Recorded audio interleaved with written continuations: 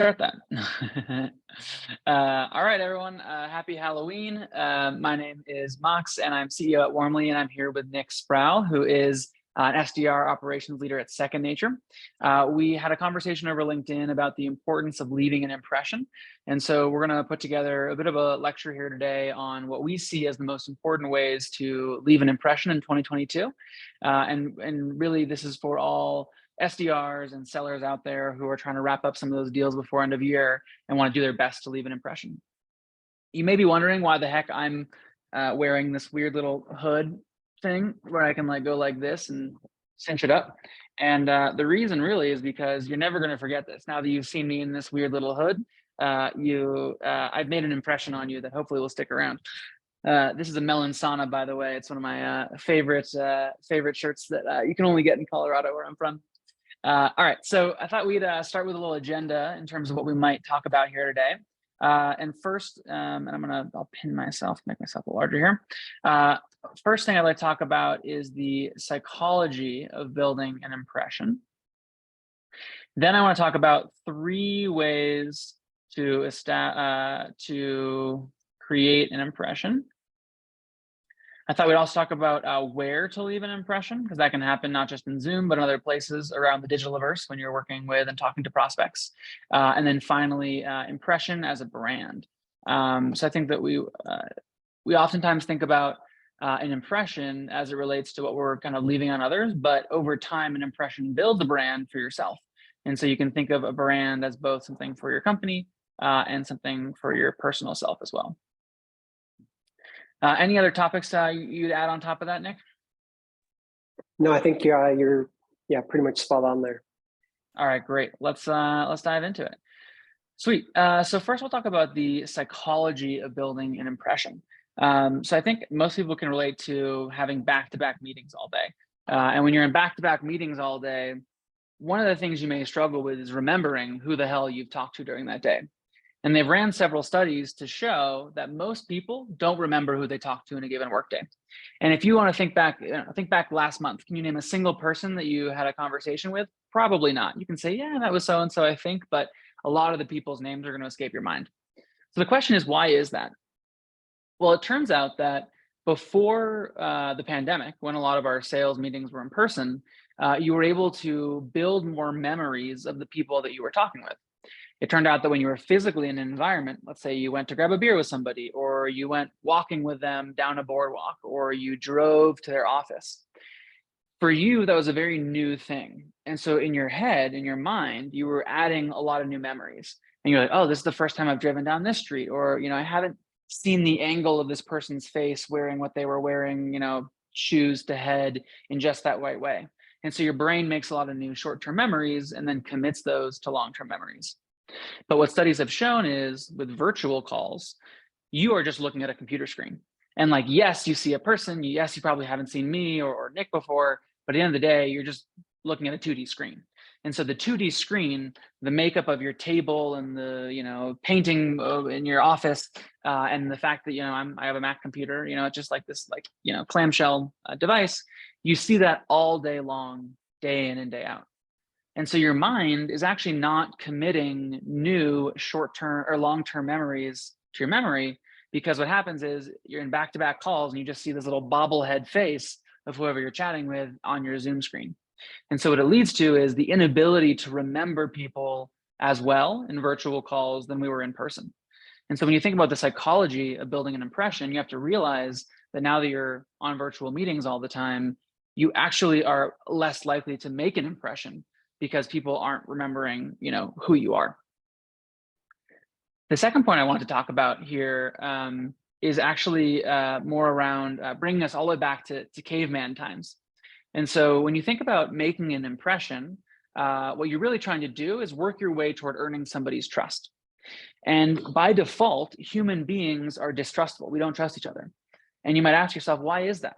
Well, from a survival to the fittest perspective, the reason why human beings were so successful hundreds of millions of years over time, I guess, I don't know, we've been around, what, maybe 20 million years? Nick, do you know how long humans have been around?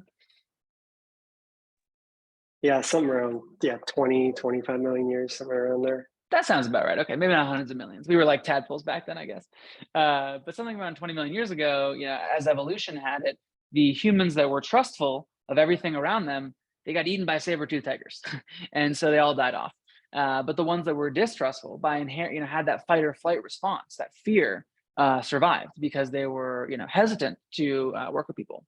But the thing is, those humans that didn't trust anybody, they couldn't collaborate to form communities and societies or to convince a mate to produce offspring. So they also died. And so the humans that were most successful, Homo sapiens that are most successful over the course of hundreds of millions, 20 million years, were those that were initially distrustful, but knew that it was important to build community and trust of others over time to form, communities and societies to be able to grow crops and have houses and then weapons to kill off the other humans who were not forming these societies. And so we, as human beings, get a dopamine hit when we form and create trust with somebody. When somebody leaves a positive impression on us, it actually creates trust. And that trust is the cornerstone of what makes for a deal. And when you talk to most salespeople out there, oh, why did this person buy from you when there's so many of their competitors? Well, the answer is clear. I built trust with them. They trust me as somebody who they want to work with because I built a positive impression on them. And so those are kind of my two psychology points. Nick, I kind of want to get your take on those. Which one resonated with you, and how do you think about applying it in your own day-to-day? Yeah, I mean, for us, yeah, we definitely want to leave a lasting impression, especially in the space that we're in, kind of a sales coaching, sales training platform, because that's going to enable us to move our solution from a nice to have to like a need to have. Where it's like, oh wow, that instead of just saying, oh, that's very cool, it's like that's something like I need to have, and that's something I want to move forward with. So yeah, being able to leave that lasting impression and move you from that nice to have to need to have category for us is really important. Yeah, absolutely. To what extent do you think like trust is an important, or trust is something that you earn from having a good impression? Yeah, no, I'm 100% because building that trust, showing them that you understand them and what they're going through, especially like when you're talking to certain personas, being able to relate to them, understand their pain, and then being able to make those recommendations on how they would alleviate that with a product like ours or like yours. Mm-hmm. One of the things that people listening to this are going to think about is, okay, fine, the psychology makes sense. People don't trust anyone by default, and standing out is really important to having long-term memories. But how do you actually go from there to winning, which is making that impression, being able to effectively convert a distrustful prospect who is in back-to-back meetings and is not going to differentiate you from their doctor's appointment they have right after this, to making you somebody who leaves an impression, builds trust, and is able to convert them into a deal. So that I think gets us to our second point. I'll just check off here, psychology of building an impression on Warmly. Now we'll go into the next piece, which is 3 different ways that Warmly has found leads to creating an impression. Thank you, Trading Wallet. So what we do at Warmly is think a ton about how to create an impression, because we know that the cornerstone of landing a deal is to create trust. And so we found 3 different ways that we think that we want to share with the world that will leave a better impression. And leading to a good impression creates trust, which creates those deals. So if you want to close more deals, listen up. So the first thing that we found creates an impression is establishing credibility. Establishing credibility means looking professional, acting professional, and then being somebody who is seen as a trusted figure that you want to work with. And there's a bunch of different ways you can do that. Some of those are with Warmly, and some of those you can do on their own. So you'll notice a couple of things that I have on my screen that can create or establish credibility. The first is, I include here my title and the company that I work for. And I know it sounds subtle, even just something like a logo, for example, but if you're a known brand or you're a brand that people trust or is a warm brand, then that creates and establishes credibility. If your title is relevant to the phone call, if you're an SDR, if you're an AE, if you're a solutions engineer, if you're CEO, those are all titles that resonate with the prospect who's talking to you, because then in their memory, they're like, okay, yeah, like that person seems credible. They seem to know what they're talking about because they work for that company. What company do they work for? Right there on your screen. You can also list the length of time that you've worked somewhere. Now, we've typically found that folks who've worked at places and external facing calls less than like 6 months tend not to list it there because they're worried that it may not establish credibility to say they're so new. What we have seen, however, is on internal calls, people add, if they haven't worked there a long time, they add how long they've been there, because it actually is sort of a great way to let people say, oh, wow, like you're new here, let me help show you the ropes. But for external calls, we've seen sort of 6 months or more, great idea to leave, how long you've been working there, because that can establish credibility. You'll also notice that I list my school. So I'm a Princeton grad, and I like to brag about that. We've also seen a lot of people in their bio include things like their degrees or how long they've been working in the space. Maybe you're, selling a chatbot solution, and so you're like, okay, well, I've been coding chatbots ever since I was 10. And so coming up with more fun ways to create that credibility is also really great.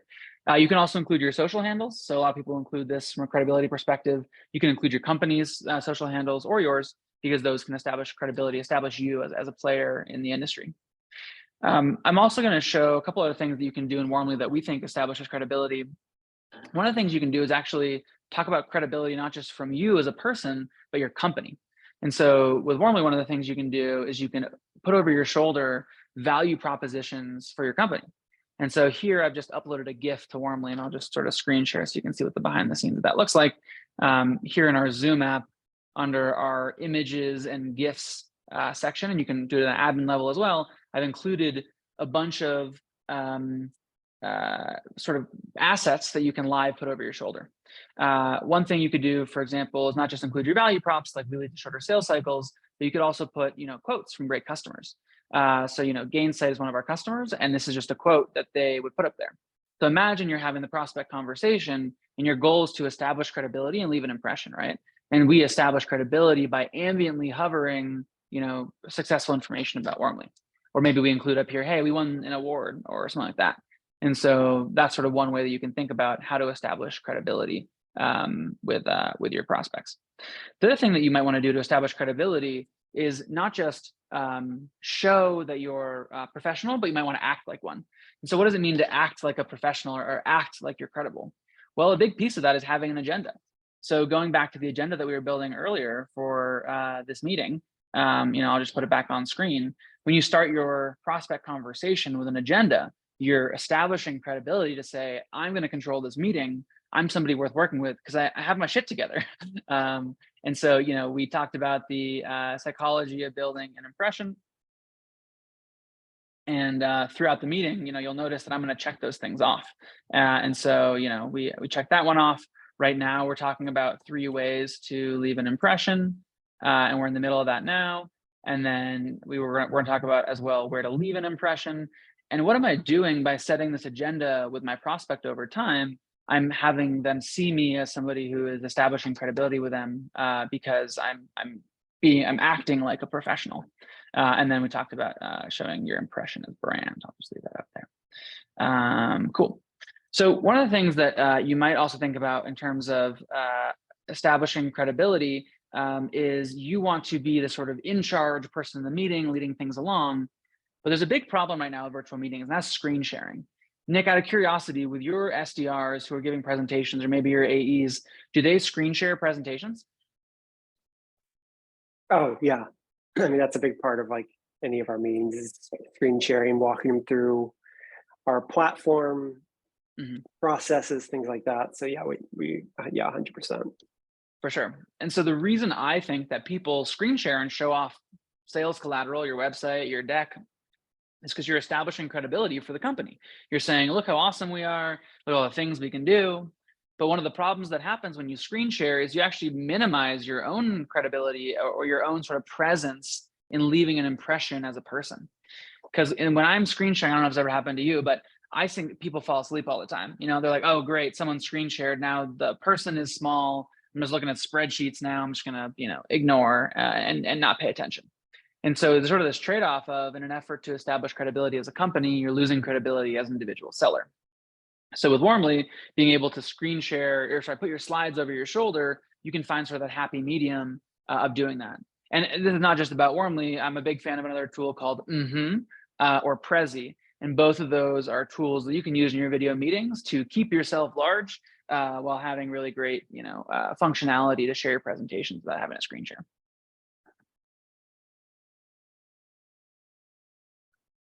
All right. Anything else you want to add, Nick, that you see establishes credibility for your team?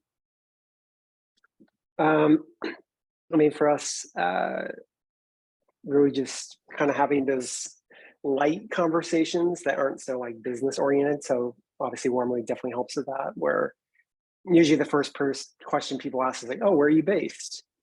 Right. So it's literally on there, and then you can kind of kickstart conversations that way.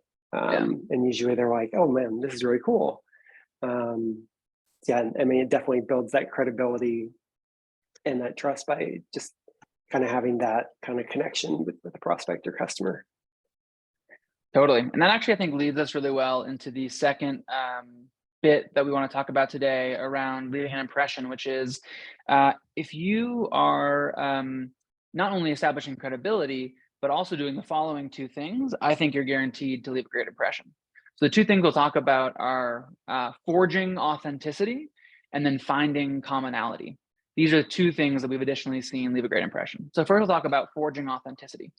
So one of the things I love, Nick, about your background is that we can learn a little bit about you. And that's like a very authentic thing. You have this cool bookshelf. You have an I Love Sales hat. You have a, okay, don't hate me. Is it University of Arizona sticker? Okay, good. All right. I'm glad I got the logo right. These are all, and then you like to read books. You have a cool cactus, like a baseball, right? Like these are all things that make me feel like I can build trust with you because you're authentic. Remember back to the psychology of building an impression. We talked about the caveman response to not trust people. If you're sort of a schemy person who is maybe, let's say you're not even on video, how are you going to build trust with somebody if you can't forge authenticity? So proving to the prospect that you're a human being too makes them be like, man, Nick's a human just like me. Now he and I can build that relationship. I can trust him because I know that he's going through the same struggles that I am. If I see a kid running around in the background, if I see a dog on the floor, if I see, a cool University of Arizona background, those are all great ways to forge authenticity. Now you'll notice that I have a background on, right? So I have this Halloween background. It's warmly has the holiday background. It's kind of fun. You might ask, well, Max, you can't really forge authenticity if you have a background on. And I think to some extent that's true. So one of the things that Warmly allows, like that Nick has here, is that you can just leave your home office up. But if you don't have a cool home office, or you like to, forge authenticity by having a little fun, putting on a holiday background or background like that could also be another way to forge authenticity. And so, for me, people ask me, hey, what are you going to be for Halloween? That's sort of like a fun way for me to create that authentic thing that you can have. Another way to forge authenticity, to Nick's point right before, is around where you live. And so, seeing somebody as a particular place where they go, oh, I've been to Utah before, or I've been to Fort Worth, Texas. Like these are great ways to be able to think about how to forge authenticity. And what's really important with authenticity is being self-deprecating. And so there's sort of this interesting tug and pull of like, I'm bragging for a second about how I'm a Princeton grad. Nick's bragging a little bit about being a top 50 sales leader to follow. But at the same time, we balance that with our authenticity by saying, I love Game of Thrones, or I'm a Chipotle enthusiast, or in Nick's case, he's an autism advocate. Like that's amazing. We'd love to learn about that. That's a very interesting thing to talk about. Sometimes I include in my bio something like, amateur chess player, right? Like I intentionally am self-deprecating to say I suck at chess, but I'd love to like put that out there to say you probably suck at something too. Let's build a relationship or bond over that. So the third and final way to leave an impression is to find commonality. And everything we leave here up on screen is a subtle way to try to find something in common with someone you meet with. Same with Nick, right? Like for you, anytime somebody's into baseball, sales, comic books, figurines, cactuses, University of Arizona, you are leaving all these amazing hooks for your prospect to find something in common with you. And so this is where doing pre-meeting research can really help find things that you have in common with the people that you're meeting with. So too can leaving a bio up here, maybe you can bond over Chipotle, Game of Thrones, whatever, Halloween. Again, you're just leaving out these hooks to maximize the chance that you are able to effectively create a common connection with the person you're chatting with. So I'm going to screen share for a second and also show how Warmly can offer pre-meeting research in your calls. And I'll just widen this a little bit. But you'll see here that in our session, Leaving an Impression 2022, Warmly will pull in information on the people that you're chatting with.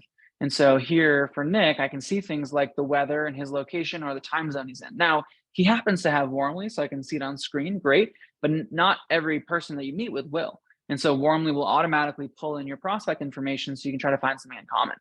In one click, Warmly will help you jump to the person's LinkedIn, see their name pronunciation, see information about them, what mutual connections they have, etc. See where their company's based, all that. And then you can even take a private note. So, over the course of this call, I've learned that, Nick is a, big, UA or, college football fanatic. And so I'm just going to leave this little note here. And that note is going to save to Nick's profile, just visible to me. And what that means is the next time I meet with this prospect or I meet with another person, that I've been chatting with, I'm able to continue to leave that impression by letting them know that I remembered something about them. Yeah, so anyway, those are kind of the top 3 ways to leave an impression. So that's establishing credibility, forging authenticity, and finding commonality, all roll up into creating a good impression, which creates trust, which leads to landing more deals. Anything else you want to add there, Nick? No, yeah, I think you're kind of spot on with those, and yeah, I mean, yeah, you're definitely leaving an impression with when you have all this information kind of at the forefront, and it kind of helps break down those walls that the prospect might normally have. So, awesome. All right, well, let's move on to the third of 4 topics I'm going to cover today, which is where to leave an impression. So we've obviously been talking about Zoom as a great way for during your virtual meetings to leave an impression with people that you chat with. But remember, the prospect's journey is long to get to you, right? They have responded to a cold email. They've gone to your website. They've booked a demo. They've clicked into the calendar meeting. They've joined you on Zoom. They're expecting a follow-up email.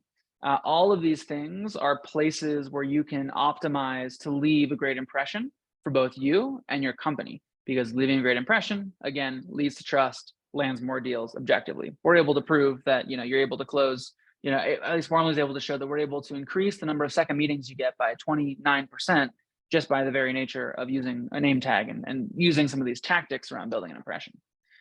So I'm going to screen share and show some of the other ways that you can leave an impression, not just in Zoom. So the first thing I'll show y'all is my calendar. So I'll go over my calendar and you'll see that in Warmly will automatically append helpful information on the people you're meeting with right inside of your meeting.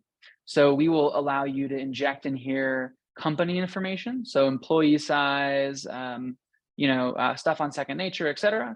And then also your information about yourself here as your bio.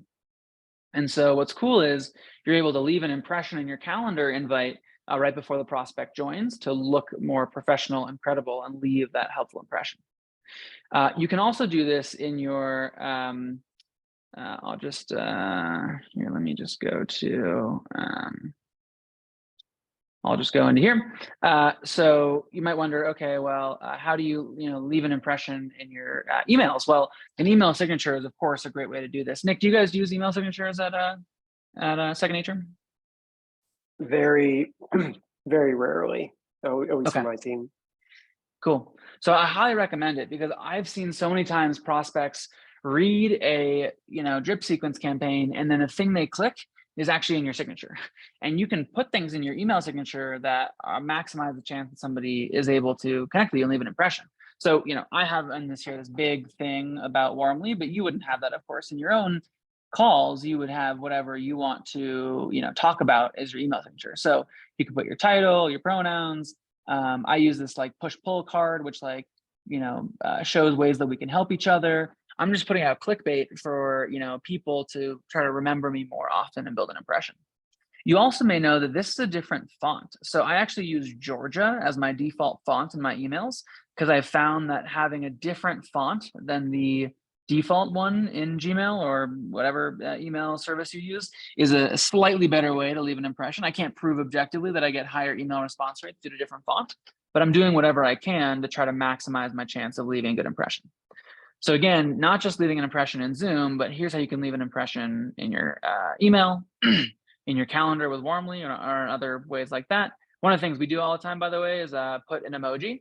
So here's a meeting with Shivam on Wednesday, and I, in my Calendly, always put an emoji as the part of the title, because when you're looking through your boring, workday, you have all these meetings and stuff. You'll notice here that the ones with the emojis stand out. And so you want to be that standout meeting on their prospect's calendar, which is why I always put an emoji here. I also stand out because I have required questions in my Calendly that have nothing to do with the meeting. I always ask the default question. It's a required question to meet with me. What dish reminds you most of childhood? And this guy writes rice and beans. So I know that sounds kind of ridiculous, but it's actually a way that I stand out and I leave an impression. This is a way that people remember me, is because they know that when they booked a meeting with me, they were asked a question that they never got before. And so I'm leaving an impression by standing out and being a little bit unique. So that's how to think about where to leave an impression across all the surface areas that you interact with prospects. Any other surface areas you would add, Nick? Like, I don't know if you think about like CRM, or if you think about like customer facing tools, or in Slack, or when you're meeting in person, an office, stuff like that. Yeah, no, I like the idea with the kind of emoji to make the meeting kind of stand out even ahead of it. Mm-hmm. And thinking of different ways, like in signatures, where you can drive people to the right places. So no, I like that. Nice. And of course, I think the classic one is on your website. Like, you'll see on your website, people do a really good job. Of course, marketers do a great job, leaving an impression on a website, but standing out could mean like putting, individual people faces, right? Instead of just like a generic, profile picture of like a logo. Nick, you have this really cool avatar that I think like leaves a really cool impression. Like, I remember that you have a cool avatar for your profile photo. All right, well, I think we're rounding out now our session here with our last item, which is about impression as a brand. So I think that leaving an impression is important, but when people think about an impression, they oftentimes think about a one-off experience where, you meet with someone one time, you leave an impression or you don't, and then like you don't meet with them again. But many of us work in SaaS businesses where you're going to be meeting with somebody multiple times, where you're going to be checking in with a customer success manager. You're going to be having renewal conversations, upsell conversations. You're going to run into people at conferences, et cetera. And so you're going to see people a lot.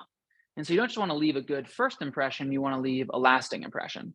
And part of leaving a lasting impression is thinking about what is as a seller, your unique brand, because a series of impressions is really just the brand that you build over time. And so what does it mean to, create and manage a good brand? Well, as a company with Warmly, we help you do things like adding the right logo over your shoulder, or, you can add, the right social links, et cetera. But what does it mean to really build out your company's brand? Well, in your calendar invites, you can include information there. Other things that Warmly often does, we try to like list out our customers. And so let me find a good example of like a series of customers, maybe like, what's this one? No, that's actually something different. Oh, these guys right here. So it's really small, but I'll make it bigger. So see in the corner here, I've now listed like who Warmly is trusted by. And so to be a trustworthy or known brand, I piggyback off of other brands that help me leave that positive impression. And so I'm sure with Second Nature as well, you brag about what customers you use, but imagine hovering in your meetings, listing, we're trusted by HP, Airbnb, PandaDocs, whatever, you know these logos. And so that's a great way to stand out and to leave an impression and build, a bigger and better brand over time. So we oftentimes list our customer, we call this ambient messaging, right? Where you just like list stuff behind your shoulder. You can come up with ways to do that. I mean, even your physical office, Nick, you could print out, 3 big customers that Second Nature has and just paste them onto your back wall. And I think that could be really cool. But yeah, part of building out your brand, I think, is thinking about what your unique attributes are, what makes you, special or different. And, there's really, you don't have to think anything crazy. It could just be that you're a great person and you're easy to get to know. Those count as like building an authentic, great brand. Oftentimes when I think about brand, I think about storytelling. And part of building a great brand is being able to tell the story of your company and the story of you and how you fit into that company. And so one thing that I see a lot of sellers doing that I think not leaves a bad impression, but doesn't leave a memorable impression, is they forget to tell stories. And so I think that storytelling and anecdotes about how your product was a need to have and made a difference in the life of a customer goes a long way. So oftentimes when I sell warmly, I talk about the story. I talk about someone like Nick. I'm like, man, like here's Nick, meeting with all these different, trying to manage a series of SDRs, helping them leave and manage impressions. And it's a struggle for him. It's hard for him to train and grow people. And so he asks folks to come to sessions like this to get to up level. And, he's great at his job, but, tools can help him be more successful. And so tools like Warmly allow him as a leader to manage and control the brand that his SDRs leave in meetings. And so, I tell that story of Nick. And so I tell that to my prospects, or, I insert Nick for another of our awesome customers. But that storytelling makes you feel the pain that we can solve. And so that helps me build a better brand for Warmly, because I'm telling the story of our success. And that story builds this brand in your mind of, at least in Warmly's case, as like a warm sales enablement tool. Lastly, to wrap up, I want to talk about building your brand internally. So we've been talking a lot about how you as a seller can maximize the chance that a prospect signs a deal, but your personal brand extends not just to your prospects, but also to your coworkers internally. And as you think about getting promoted or switching departments, especially in large organizations, you do want to be known for a brand. And it's easier to build a brand in person when you're all in the office and you can be goofy and bring in treats and whatever, like take people out to lunch and express who you are, but it is difficult to do so virtually. And so think to right now about your fellow coworkers, right? Like of your 25, 30 coworkers, and let's say you work in a medium-sized company that you work with, who has the best personal brand? Who leaves an impression on everyone they meet with? What do they do in a Zoom meeting? Is it that they tell stories? Is it that they establish authenticity? Do they establish credibility? Do they find commonality? What are the things that they do that stand out in your organization, and how can you start to mimic those?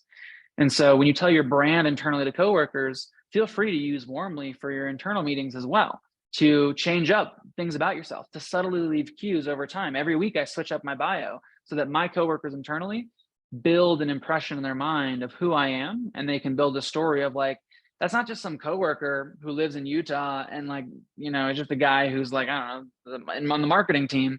No, like that's Max. Like he loves to ski, like he likes Game of Thrones, he loves Halloween. These build an impression in somebody's mind so that one day when a promotion opportunity comes up, or one day when, Nick's deciding who's gonna get that big project, you've stood out in his mind as somebody worth giving, the big promotion or the big project to. Because you've effectively made an impression virtually over Zoom. All right, so we covered our 4 topics. So just to remind ourselves for our agenda, we talked about the psychology of building an impression. We talked about how in back-to-back meetings, you can't remember anybody, and bring it back to caveman times. Your goal is to build trust with inherently distrustful humans over time, which leads to that dopamine hit and drives a real sale. The best ways to establish trust and to build an impression are to establish credibility, to forge authenticity and find commonality. We talked about where you can leave an impression. That's both in calendar, in email, and in Zoom, everywhere where you interact with your prospect. And then finally, how to leave an impression, how to think about a series of impressions as a brand, and how to create this idea of brand, both in your external, with your company and personal brand, and then internally with your personal brand. So those are the 4 things that I think can help you make an impression in 2022. Yeah, anything else you want to add, Nick, when we wrap up? No, I mean, you kind of hit on all the points. Being able to make that one-to-one connection with your prospects, kind of humanize yourself, but utilizing all these things that we have at our disposal, whether it's Warmly or our backdrop back here, to leave that lasting impression with the people we're meeting with, whether that's external or internal. So I think it's very good. Nick, what's one thing that you want to take away and bring back to your team that you will be like recommending to them to try out based on our conversation? Definitely, probably the email signatures. Now, it's not the greatest just with the issue of email deliverability when you're doing cold outreach, but once you've made that connection, definitely driving people to different parts of your signature that would make sense for you. Yeah, that's definitely something I'm going to bring back. Awesome. Good stuff. Well, I would love folks listening in on this to reach out if they have any questions. My name is Mox at Wormly.ai, and we have Nick at secondnature.ai as well. We'd love to hear from you, your thoughts on what you're going to do to leave an impression in 2022. Thanks so much for listening, everyone. All right.